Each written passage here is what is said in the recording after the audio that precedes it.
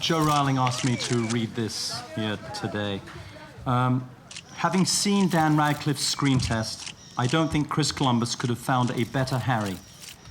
I wish Dan, Emma, and Rupert the very best of luck and hope that they have as much fun acting the first year at Hogwarts as I had writing it. I think I'm a tiny bit like Harry, because I'd like to have an owl. Staring out at a room full of reporters on his very first day as Harry Potter, blinking at the popping flashbulbs and gamely fending off reporters' questions, there was no doubt about it. Daniel Radcliffe was in for the ride of his life.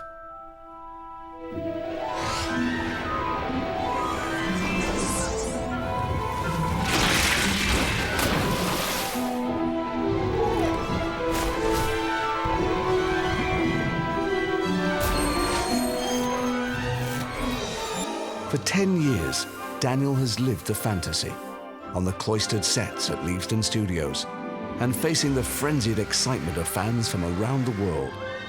It's been a strange and wondrous and sometimes even unsettling journey. And the one person who can really identify with Daniel's incredible journey is J.K. Rowling herself, because she's lived it too. In 1990, she began writing her 7-book Harry Potter series with little expectation, and then watched it grow into a phenomenon unprecedented in the world of literature.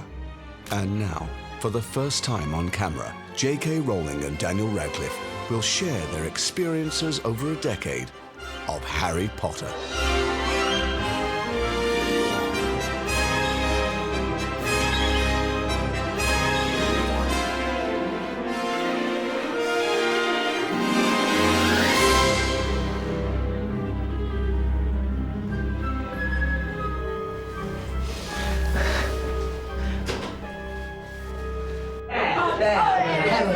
How are you? Not bad at all. Did I just tread on you? No, not at all. Please have a seat.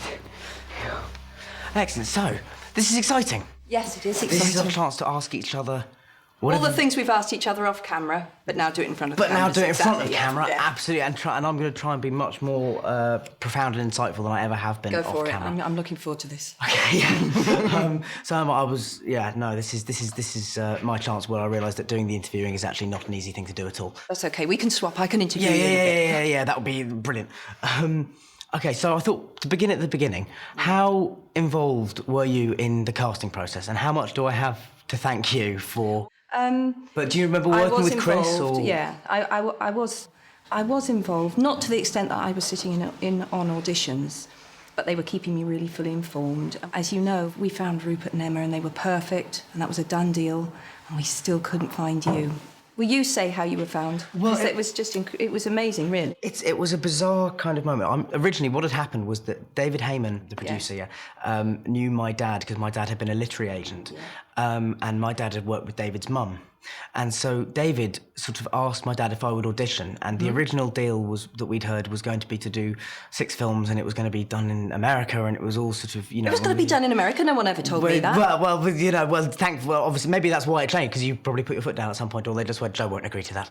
They know me quite well. Which was good, to be honest. That would not been good. But I'm not somebody who particularly believes in fate and destiny and all those things, but my parents do. And so the final straw was the fact that I went to the theatre to see a production of Stones in His Pockets, and David Heyman and Steve Clovis, who adapted all but one of the books, happened to be sitting in the row in front. You believe it? And I was sat there for the whole time thinking, why is that man keep staring looking at me? around This at is me? very creepy. It was very creepy. I need to phone someone. It was very odd. And I remember at the interval, my mum and my dad both looking kind of quite intense about something. But you know, when as a kid you're aware that you're being purposely kept out of the loop, for your own good kind of thing. And I remember we went up the stairs and out of the theatre, and then sort of hid behind a pillar. I seem to remember that it's some absurd notion that David Heyman and Steve Clovis were going to chase after us, grab us. And make you be a child actor. And then there was some debate as to whether we would go back in for the second half, but I was really enjoying the play.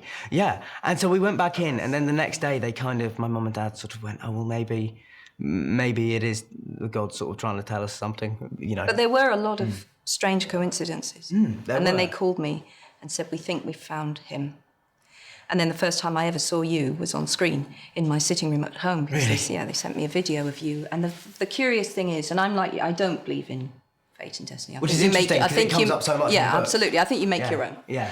But so I saw you on that audition tape, and it was I don't think I've ever really told you that I found incredibly moving. Oh, thank you so much. And almost, I mean, it was incredibly moving. At that point, I didn't have a son.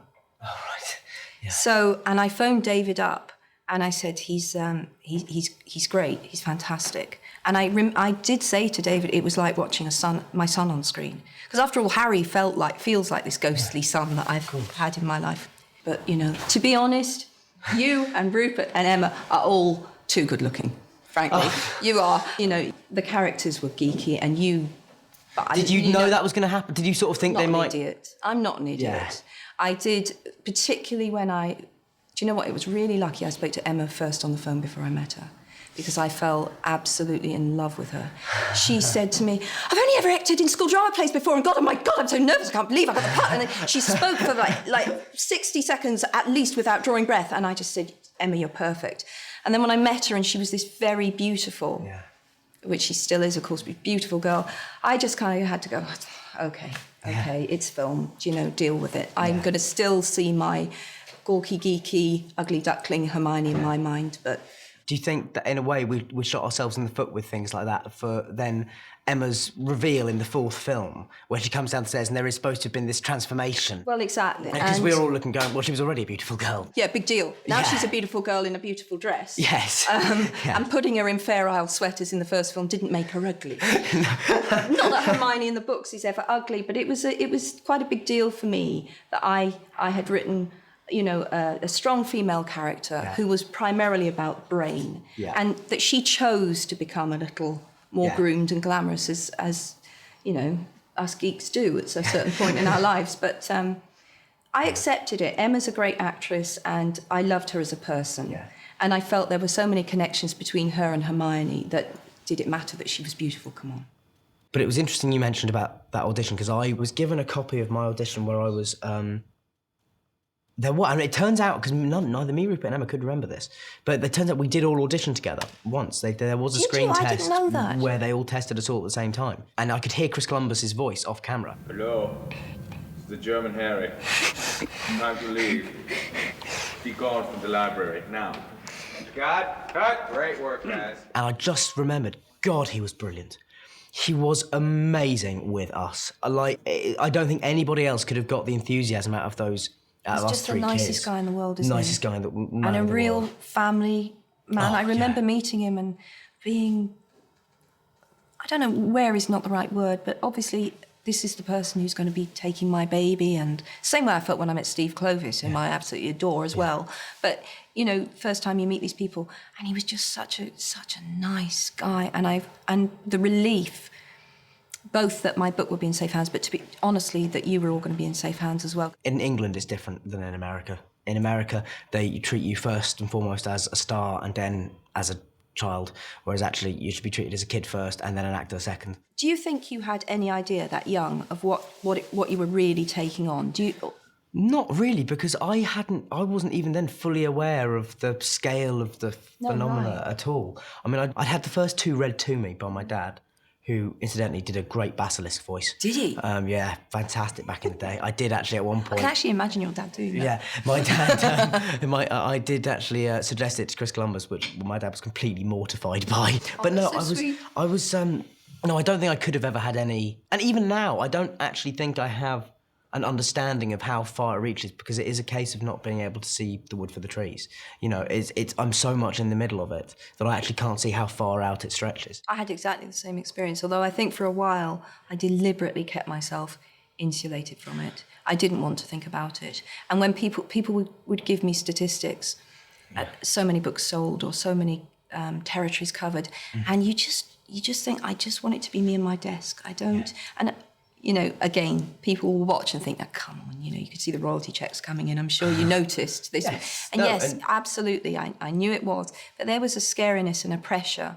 And sometimes a weirdness about and you know this and I know this, when people are obsessional about something, on the outer fringes, you will have, strange things going on that you maybe don't want to focus on too much when you just want to write your book. As you say, it's you with your desk. I'd rather be in my aircraft hanging outside Leavesden with the rest of the crew. It's weird. So you couldn't have contemplated, because I can remember the first premiere, and you were shaking. Yeah, you were. Yeah. But I don't think any of us knew what to expect, did we? No. I don't think, because on Potter it's a very insular world to film, so that you just basically, you go into work every day. There's a big perimeter fence around the studios. We are the only film at Leavesden, so normally you'd have interaction between different crews and things. Because it feels very safe, doesn't it? I always felt that when I visited. It felt like family. Everyone knew everyone else's names. What was lovely for us was that, from my point of view, and I speak for I think most of the set, in terms of your involvement, you were around a lot at the beginning and early on, and very, very involved. And then as you kind of saw that we weren't going massively off script, absolutely. That's completely right. Back, completely right. Early on. But was that hard or? No, it was easy. Okay. And it was a relief. Right. I was around a lot earlier on. I wanted the Great Hall to look right. I wanted Diagon Alley to look right. There were details that I saw so clearly in my mind. I knew I could help. I knew I genuinely could help, and I could help them make it right for the readers. And I felt a huge protectiveness, I suppose, and loyalty to the readership. Yeah. Once I knew you were up and running, and it was fine, it was a relief to say, right, there are the films, and I'm over here with the books, and that's fine. And I trust these people, and I did, and I do. And that's wonderful. And, I think, and I have to say that it was, inevitably, you had to depart from the strict storyline of the books. The books are simply too long to make into very faithful films. And I can think of many places where it's worked just beautifully. And some things are just more filmic, and some things are more inherently novelistic. So I was always accepting of that. It didn't have to be a word-for-word transcription of my world, although some fans are that. Yes, I mean, I do think I'm not that scary. That they kind of, no, you're not, which is wonderful. But I do sometimes think that, if we did make a 6-hour Harry Potter film, there would be an audience for it. There would be an audience, and they would still be complaining that there were things that were wrong, and they would want the director's cut. Yeah. So let's not even go down that route. So, is there anything, talking about things, being cut out and things, is there anything that we've cut that you were a couple of things maybe that you were upset about that you thought could have been in, and is there anything that we put in that maybe weren't in the books that you thought, because I always remember I remember something about Alfonso and the Dementors. No, I was fine. I remember exactly what it was with Alfonso. Yeah.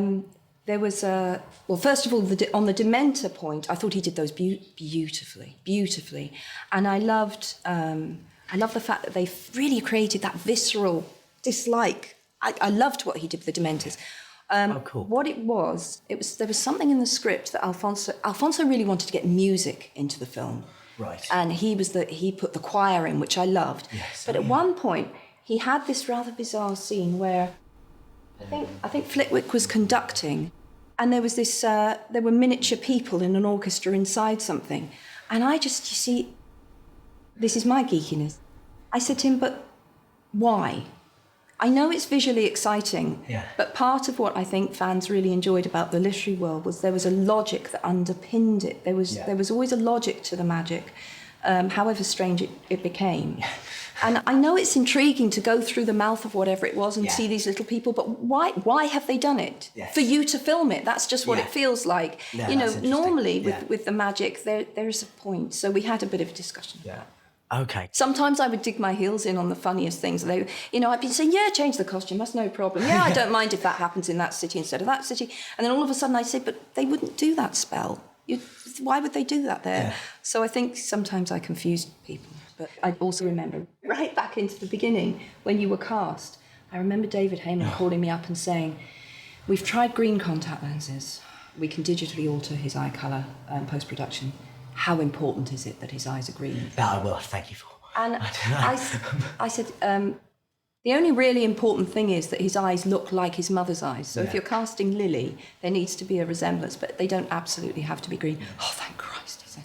Because, were the contact lenses awful? The contact lenses, there is a very small percentage of people apparently who have a very extreme reaction to contact lenses. And I was one of them. I feel really bad. No, don't worry. It's 10 years ago. It's really fine. Are you over it? Yeah, You've had your I'm therapy? over it now. Sorry. But there was, because also the other thing that we didn't think was a particularly good sign early on was that the green eyes went down so badly. But then after I came up in these terrible spots after about a week.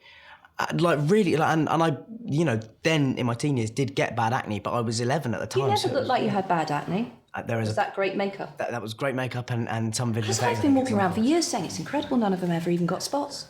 Are you joking? No, no. I promise you, I kept saying, how unlikely is that we managed to cast 3 kids who go through adolescence on screen, they always have perfect skin. I think Rupert was the luckiest of the 3 of us. Rupert didn't have much. But me and Emma, well, particularly myself, got very, very spotty. But over that first 2 weeks, never knew. It was brilliant because we put the glasses on and eventually we realised that I was allergic to them. I was actually allergic to the Harry Potter glasses because I had these 2 rings of whiteheads and spots had come up around my eyes. And it took us about a week to realise that it was actually the glasses. But it didn't. It's lucky neither of us believe in signs, isn't it? Exactly. It really is lucky we don't believe in omens. But I also like that you sort of people selectively believe in omens, so that we probably just disregard that one anyway. Exactly. That would be look at coincidence. that one. You were meant to be. Yeah. I remember my first day was quite scary because I looked on the call sheet and it just said me, Emma, Rupert and Robbie Coltrane, because actually we were shooting the last scene of the film But you first. love Robbie though. Yes, it's wonderful. David Heyman said to me, if there's one actor that you really want for one of the parts, and I said Robbie for Hagrid, really? and I just kept saying it, and they talked about other people, and yeah, that was a bit of a deal breaker for me. While we're on the topic of the other actors, Alan Rickman and my relationship with Alan since the 5th film has changed totally. Has it? And because on the 5th film I found him very, very intimidating. He is scary. And he is a scary guy. He's just scary. Before you sort of, and then I went and did Equus, and then we went out for dinner afterwards, and suddenly I found that Alan's actually hilarious. He can be very, very funny. Really funny and self-deprecating and kind of wonderful company, and who also was so supportive of me whenever I was going on stage. At one point, he cut short his holiday I think in Canada to come back early and see the show so he could talk to me about it. I didn't know about that. He does. Lovely. He's amazing. He does things like that. And but how much did he know originally? Because there was always been this thing of Alan knew something. Alan really makes me laugh. Right, it's absolutely true. I told him really early on that Snape had been in love with Lily. That's why he hated James. That's why he projected this amount of dislike onto Harry. So he knew that. And at what point? Then I heard, you told me Yeah. that he'd been saying in I don't know whether it was more than one scene, but you told me that he'd said, I just don't think Snape would do that, Yeah.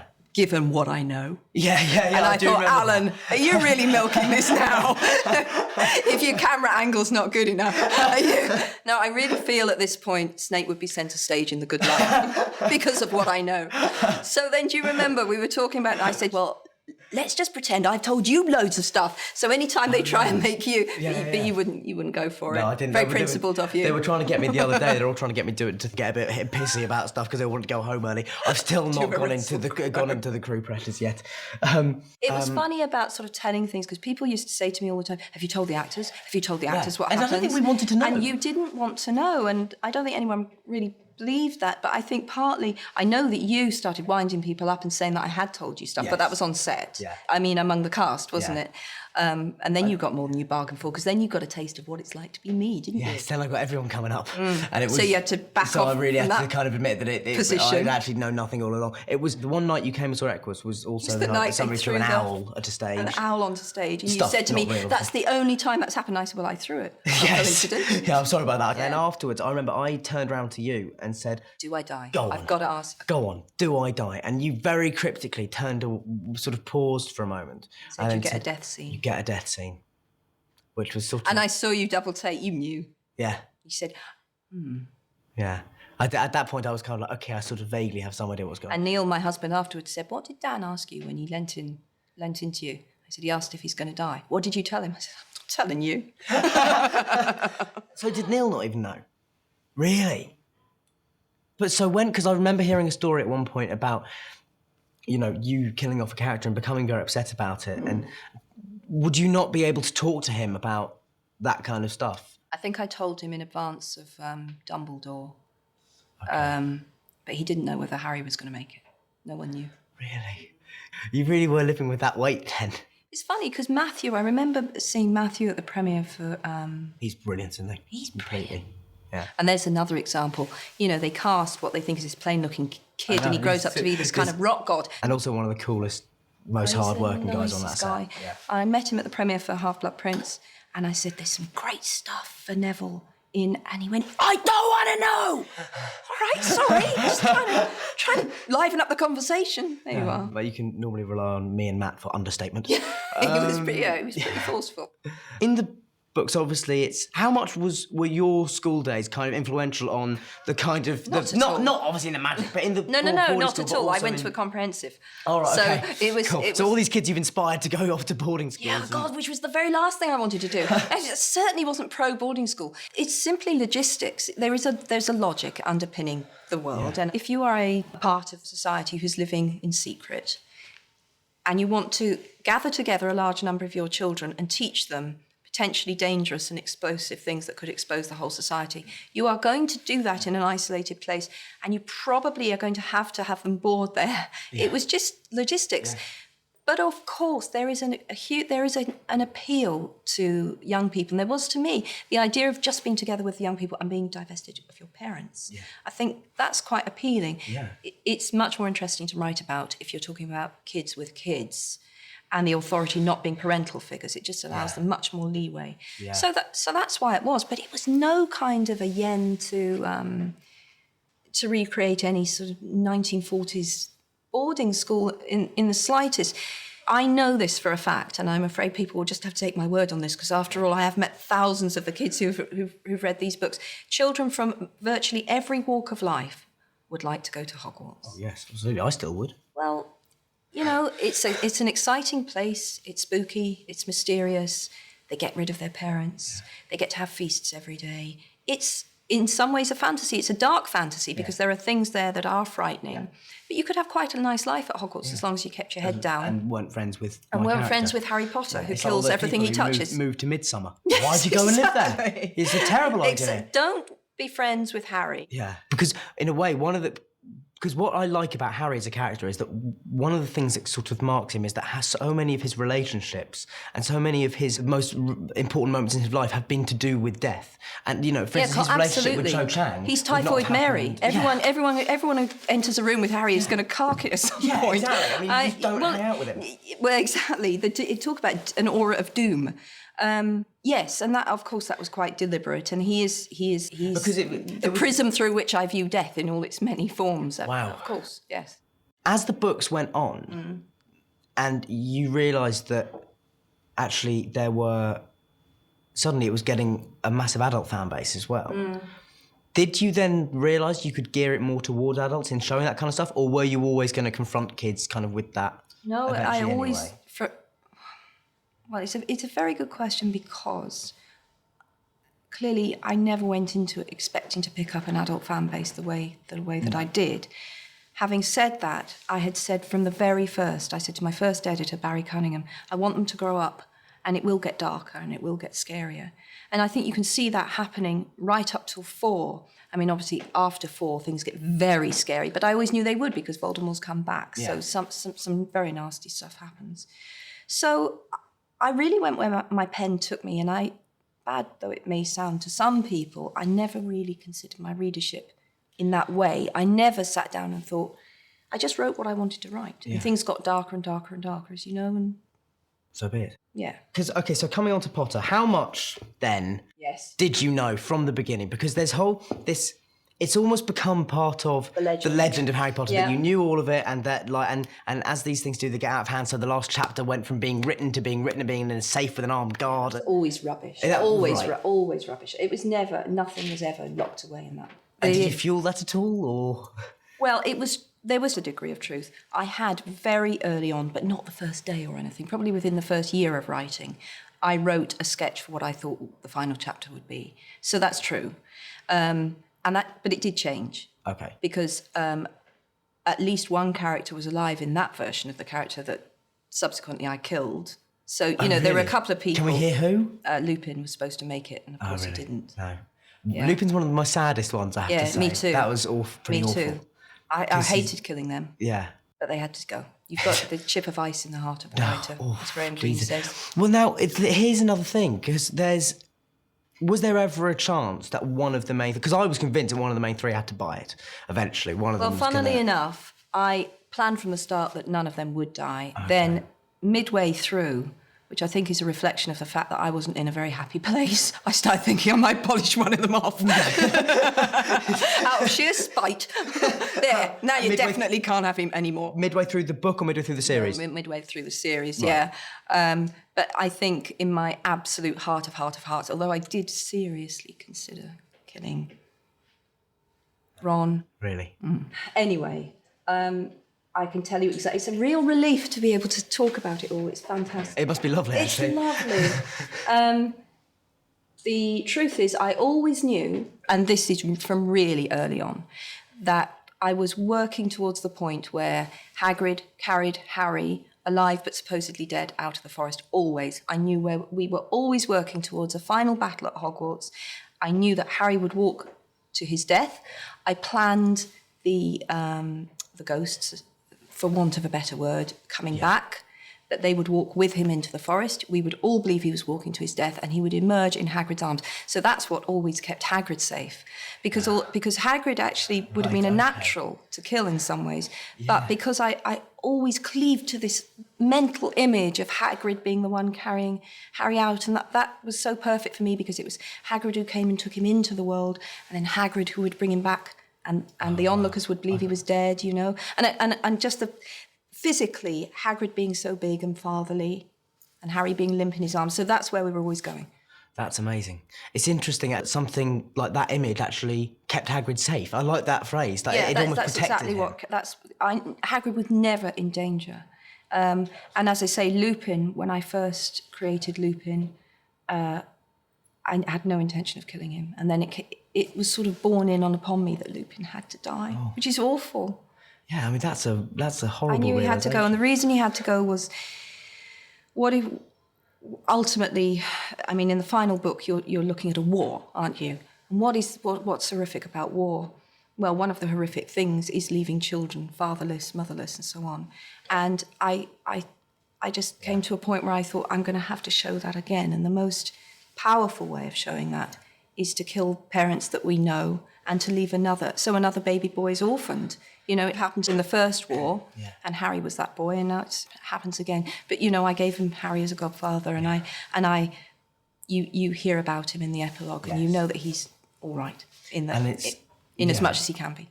Who was your favourite character to write for? To write dialogue for? Dumbledore. Oh well, I loved writing for Ron.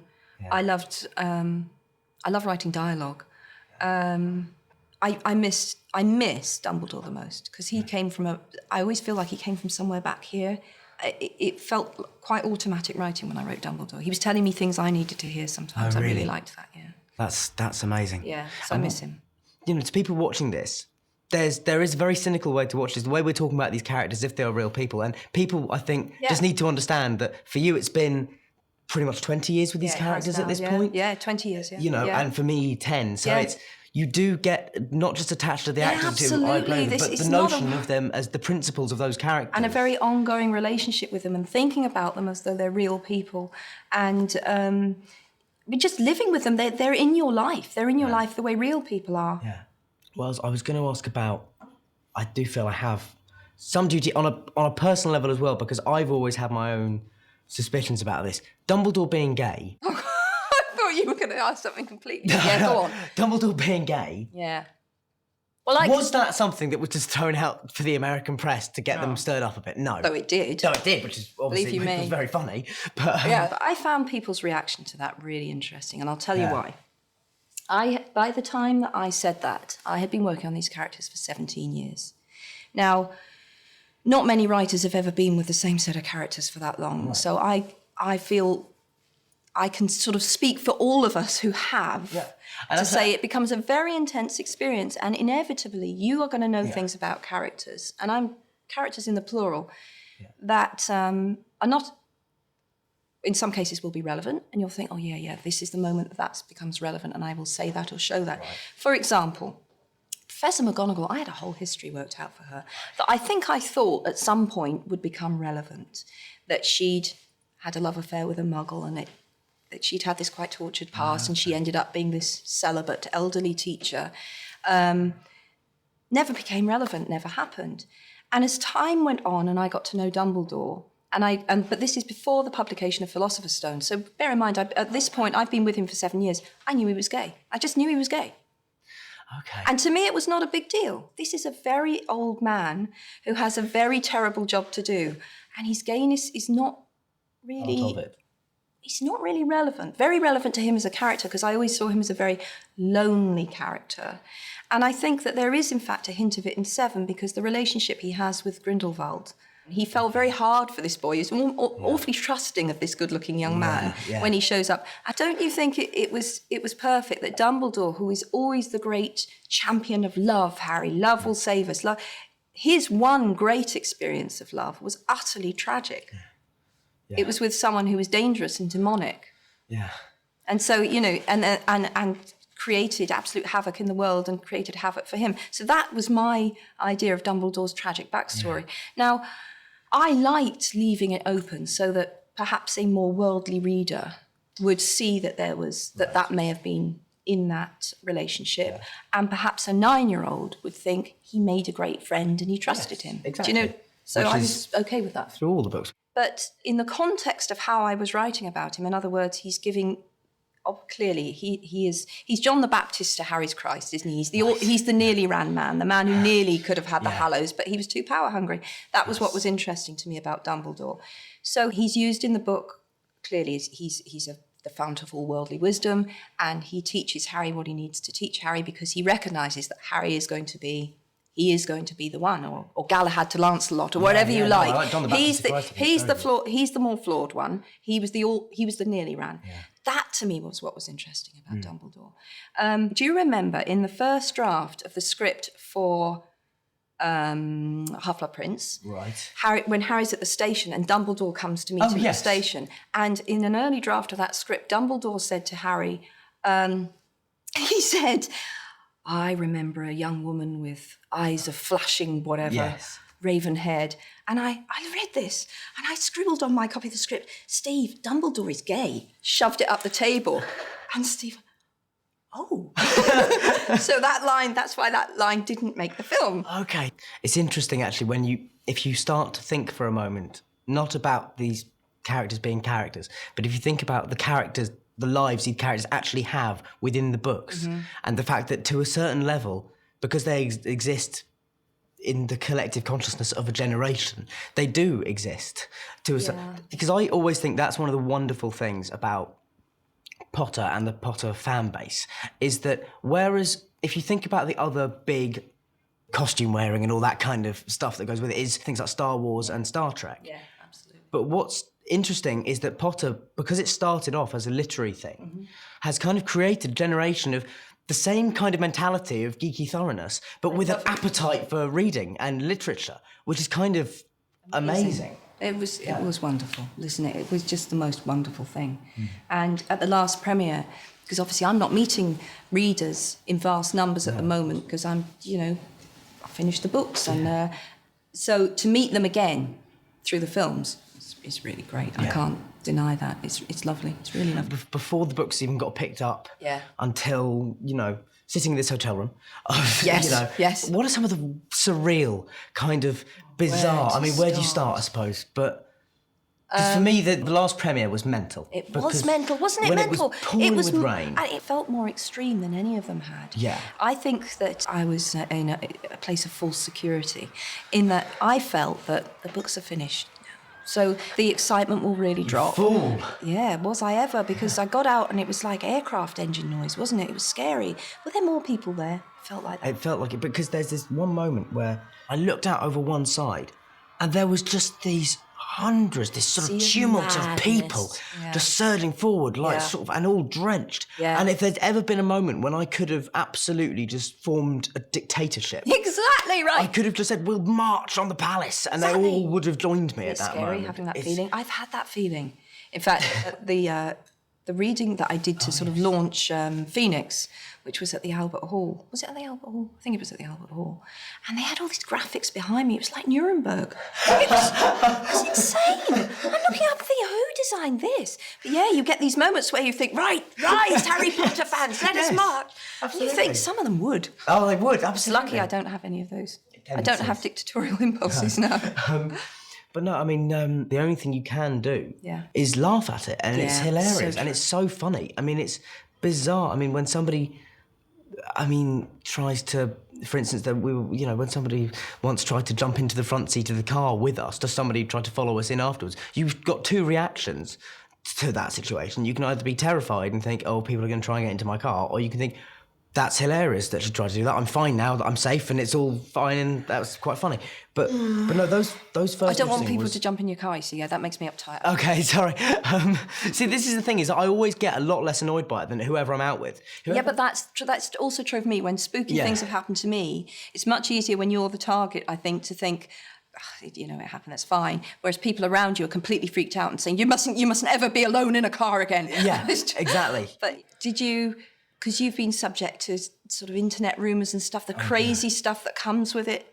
Does that make you laugh? I've got a kind of top, at least a top 4, I think, of these. Oh, tell me. Stories that I've heard about myself. Go on. Was that I was getting SAS guards to walk my dogs. Well, it's best, Dan, really. Let me advocate that. That I was getting... How many dogs have you got? 2. You have actually got dogs? Yeah, my mum and dad. Because it wouldn't surprise me if there were no dogs either. No, exactly. No, God, my dogs are quite famous. Are they? Oh, my God, dogs, sorry, I haven't been keeping up. My dogs get as many presents as I do. No idea. I've clearly been out for loop too. No. I mean, they're not featured, but they're just people know their names on the internet, and because I mentioned them once in an interview. And so SAS dog walkers. So SAS dog walkers. I was having special beer brewed in a monastery in Belgium by Belgian monks. Just for you. I don't drink. You had your own personal monks. I don't. Yeah. And SAS dog walkers. And SAS dog walkers. I don't particularly like them. There was one that I'd grown, I think, about 8 inches in about 6 weeks or something. That would be extremely worrying. Which, as anybody who meets me can tell, that's not happened.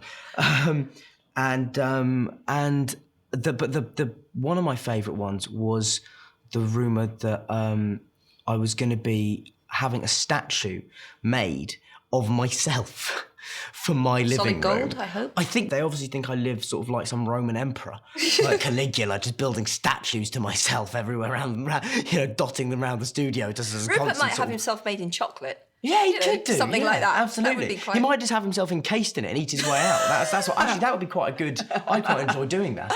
I will just give you a quick list of what is the Grint menagerie at the moment. In terms of cars, I think he's just sold. Has he got the ice cream van still? He's still got the ice cream van. Oh, really? I love to think of him in an ice cream van. Got a hovercraft now as well. Got a hovercraft. And we had a bright orange Range Rover with blacked out windows. And he said, I'm selling it. And I said, why? He said, that's the colour. Which was presumably why I bought it in the first place. But he's now got like amazing pets, and he's got like llamas and peacocks, and he basically has done, with his money, what the rest of us would have done with our money, what we said we'd all do when we were 7, and just have the kind of Willy Wonka house. I'm really happy. I'm really pleased about that. We always make jokes about Rupert because we always he's think living the dream. He is living the dream, and we always say he gets out of bed, just into the water flume, down to the breakfast table. That's how he sort of travels around his house. But as we were saying before, one of my favourite moments, right, in a bizarre way, because you know how when you sort of offend some people, you must be doing something right. Well, there was one of my favourite photos from Potter was, I think it made the cover of like the Times or some, big proper newspaper, and it was a huge bonfire in some states in America, I think, and it was somebody had thrown a calendar, and through the air, smiling, was Rupert Grint's face being tossed into the flames, and it was one of the abiding images that I've always remembered. It's that much funnier that it was Rupert. Yeah, isn't it? Exactly. Yeah, just that it was quite serene, kind of going into the fire, and it was lovely. But does that bother you, or do you think that's actually a good sign? No, it's never bothered me because. I felt that those particular criticisms were utterly misguided. I have no track at all with those kind of views. So if they want to burn my books, feel free. Yeah, fine. Presumably they're going to have to buy copies to burn them. So, well, even that didn't particularly bother me. I have occasionally come face to face with people like that. Really? They can be quite aggressive. Really? I remember on one of my book tours we had plainclothes police checking the place out for bombs because there had been a bomb threat. Yeah, so it was real, and I look back on that, and I mean that's largely died down, but there's certainly states in America where I don't think I'd be particularly welcome. No. It is what it is, So I remember when I was 11, I was at like a party just like. Oh no! Don't tell me party. someone went for you. Didn't go for me, but somebody like the mother of somebody who lived in our street, was saying, "Oh, I'm not sure. I'm not sure if kids will be able to tell the difference between black magic. It's magic.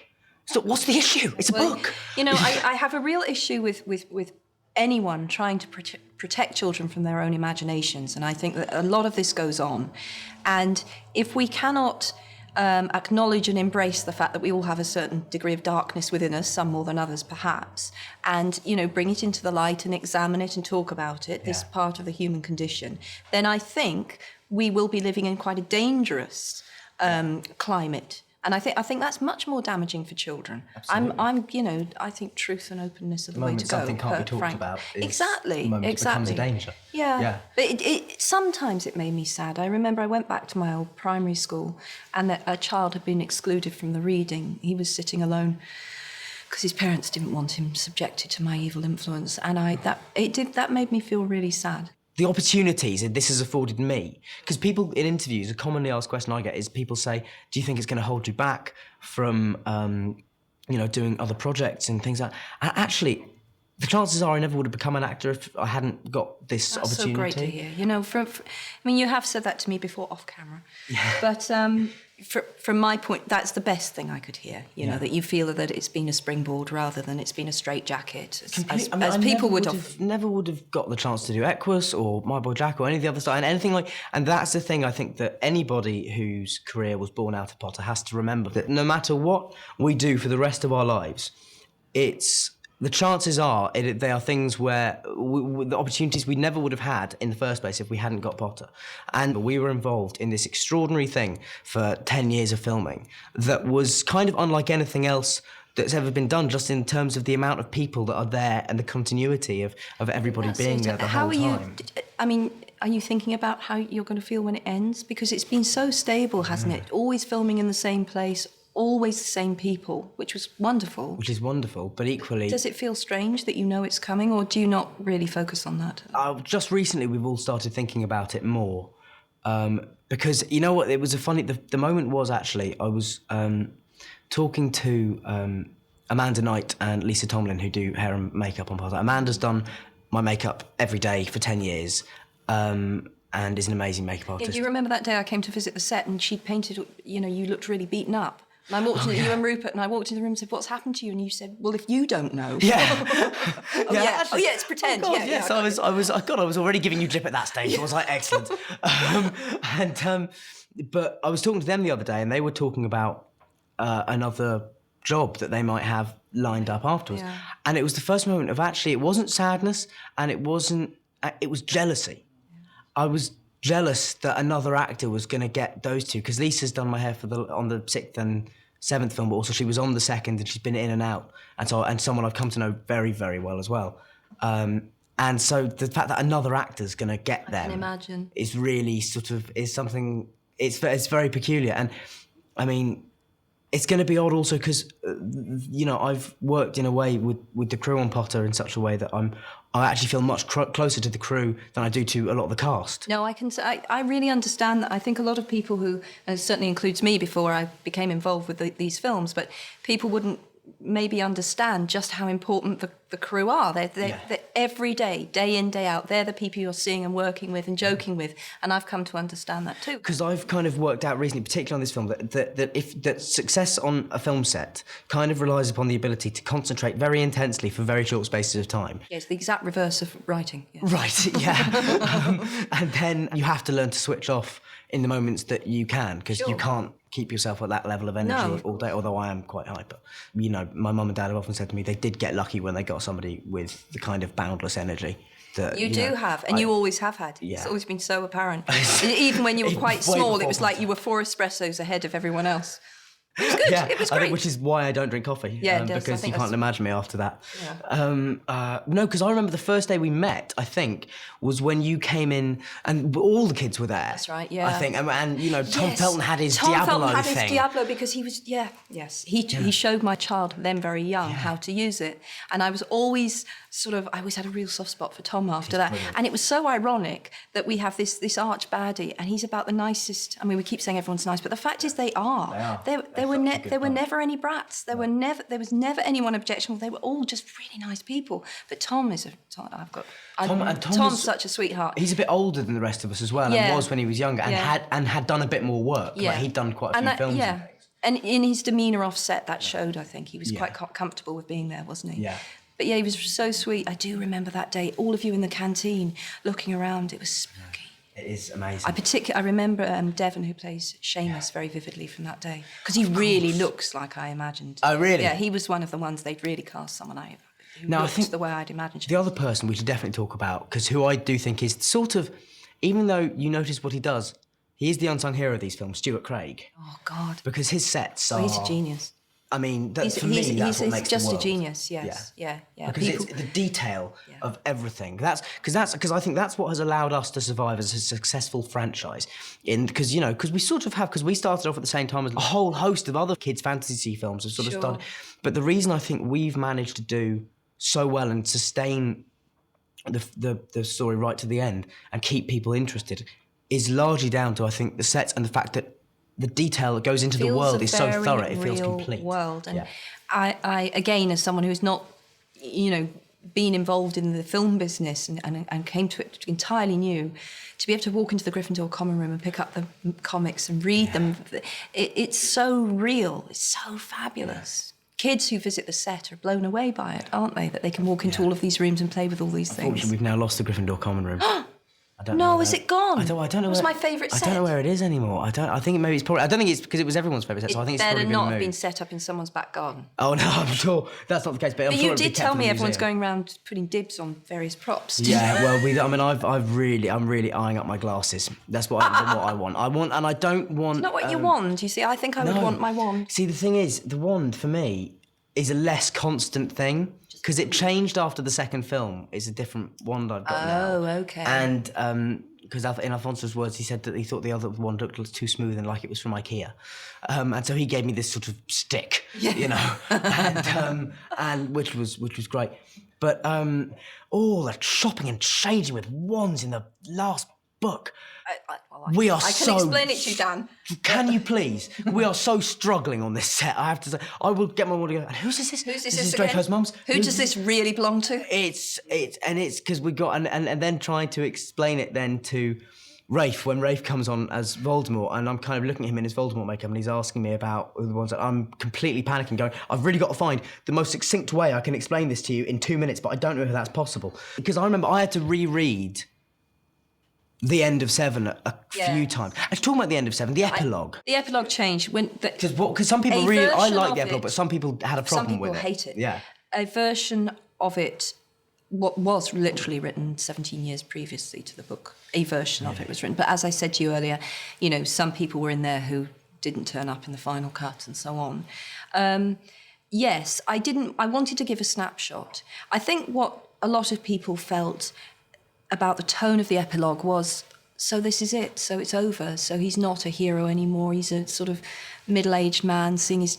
It felt like a letdown, but I have said this before, for me, absolute heroism is rebuilding after that kind of trauma. Yeah. And I could think of nothing more noble than that he's acting what Dumbledore preached but didn't live. You see, Dumbledore preached, these are the values that see us through, that survive, love and those sort of human bonds. Harry's actually living it. So he was always the guy to me who had it thrust upon him. And that was supposed to be epitomised, to go back to the wands, in the fact that he had the chance to have his finger on the nuclear button, as it were. He had the chance to own this most powerful one. And he said, no, want that one, want that one. I want my own, and I want to break the chain. And going back to, what was the moment like when you, I mean, how solid is the end of writing a book? I mean, do you give it in and then it's done, or? Well, actually, this time it felt really solid. I mean, I had editing to go through, but it was after it was published that it really hit me. Now, I had been prepared. It's an awful thing to say, but in some senses, it was like knowing someone is going to die. Yeah. I had a long time to prepare. I always said 7 books, that's it. That's what I planned from the beginning. But even so, it hit me like a train. On my birthday, which was the same month as publication, which is also Harry's birthday, which I wasn't particularly thinking about, but I cried as I've not cried since my mother died. Oh, really? Honestly, yeah, it really hit me. And I mean, my husband was, why? What's wrong? What's wrong? You know, and I said, I just can't go there anymore. I can't go there anymore. And it had been a place I could escape to for 17 years, and I knew the door had closed, and it was, but it was very cathartic. Yeah. And after that day was past, I became much lighter, and there were aspects, of it that are liberating. Obviously, I feel I've done that job, and that's always a good feeling. Well. Oh, thank you, Dan. That's done. But yeah, it was tough. It was tough. I'm not going to pretend it wasn't. I cared so much about the characters. I loved writing the books. Most of the time, I loved writing the books. Yes. But you tell me how you're feeling about the end of it, because no, I mean, there's. I feel like a therapist. It's going to be very strange and very upsetting, but it's the little things that you'll miss most. Like, I mean, and also it's the fact that I mean, I'll walk into that studio for one day over the next few months and sit down in front of that makeup mirror, and it'll be the last time that I film that day, because then I'm going off and hopefully doing other things. And as you say, it will be liberating, because I'll no longer have to, when I get sent an amazing script, go, I'm sorry, I'm not available for the next 7 years. I mean, or whatever, but.